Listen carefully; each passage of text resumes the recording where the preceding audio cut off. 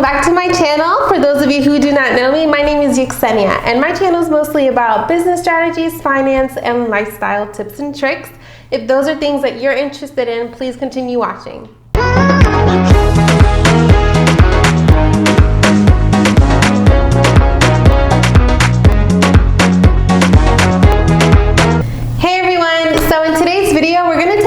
Look into what your credit score is and why it matters. Your credit score is a number that represents a risk to the lender when considering to loan you money. It is very important for you to understand the concept of a credit score because that is what lenders look at when you are applying for a car or a mortgage for a home, which essentially are real life situations that you're going to need. And not a lot of people have that much money in their bank sitting there. They usually need to ask for a loan. And that's where your credit score comes into play. So it's always better to start sooner to build your credit score so when the time comes, you are in a better position to not only obtain a loan from a bank, but you're also in a better position to receive better interest rates. So I'm going to give you a quick run through of score categories. So we're going to start from top to bottom. So what is seen as the exceptional or the excellent credit score is a range from 800 to 850. So when lenders are looking at this and they see this range, they are seeing, okay, this consumer is responsible when managing their borrowed money, when managing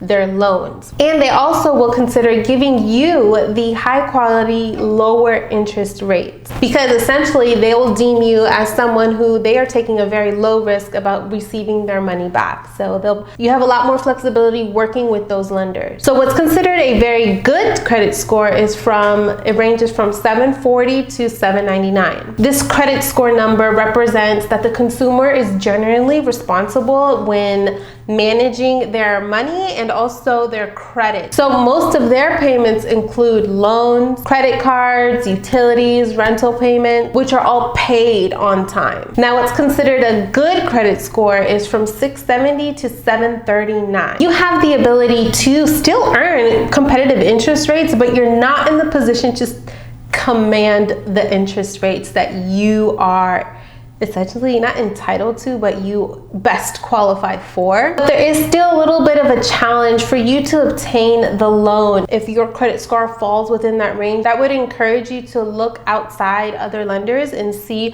what other options are there for you. Now, what's considered a fair credit is when the credit score is from 580 to 669. This would entail a couple dings on your credit history, but no major delinquencies. Lenders will be a little bit more hesitant on taking the risk, but you can still obtain a loan, but the interest rates are going to be not really what you're looking for, but it comes with the territory if your credit score does fall within that range. Now, what's considered a poor credit score is when it's under 580. This signifies to the lender that there is a significant damage in the credit history. However, a very poor score, it could be the result of bankruptcy, which could remain on your credit history for up to 10 years. Borrowers that have a credit score that fall within this range have a very little chance of obtaining new credit. So it essentially has a very little chance of getting new loans. So this is where the borrower would need to find ways to repair that credit score. And then we fall into no credit, which is where everyone starts off. So if you fall within this range, that's fine. You have a clean slate. So what you can do, and what I did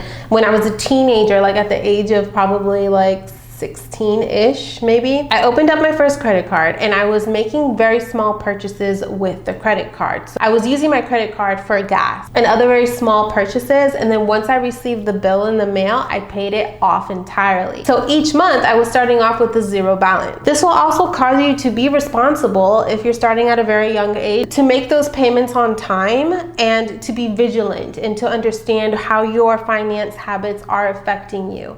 All in all, you don't want to open a lot of credit cards because typically the interest rate on credit cards are fairly high, and that's not something that you want to have a lot of because majority of your money is going to the interest. So you just don't really want that. So now that we know the score ranges and where you fall within those scores, it's also important to know that credit scores are formulated by different factors within your payment history, which can include payment history, overall debt levels, and the number of credit card accounts accounts that you have open. All in all, understanding your credit score, where you fall within the range, and how you can help improve your credit score is really going to help you long term, because if you're ever put in a tight situation where you do need to borrow money from a bank or any lender, it will help position you for the best outcome if you have a fairly good score. That's just the way that it works. But if by chance you don't fall within that fairly well range, it's really important that you consider to look into different factors that will help you start eliminating some debt. I do have another video where I talk about how to reduce debt. I will link it somewhere here for you. And just to throw it out there, I went to the bank today because I was refinancing an auto loan, but I was telling the individual that